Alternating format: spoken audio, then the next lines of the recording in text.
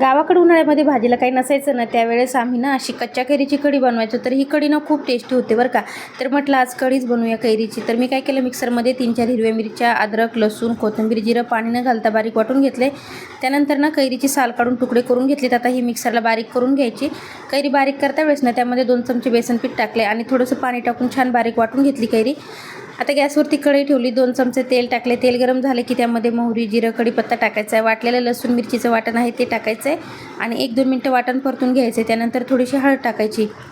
आता वाटलेली कैरी टाकायची आणि पाहिजे तेवढं पाणी टाकायचं अंदाजे. चवीप्रमाणे मीठ टाकायचं आहे.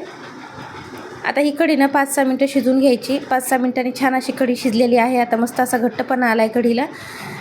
तर आता कढीची चव वाढवण्यासाठी ना मी जरा तडका देणार आहे कढीला. तर इथे पॅनमध्ये 1 चमचा तेल टाकलं, हिंग टाकले, सुक्या 2 मिरच्या टाकल्यात, बारीक कापलेला लसूण टाकला आहे आणि थोडीशी लाल मिरची पावडर टाकली.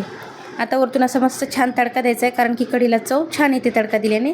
थोडीशी कोथिंबीर टाकायची. तर अशा पद्धतीने कच्च्या कैरीची कढी बनवली होती.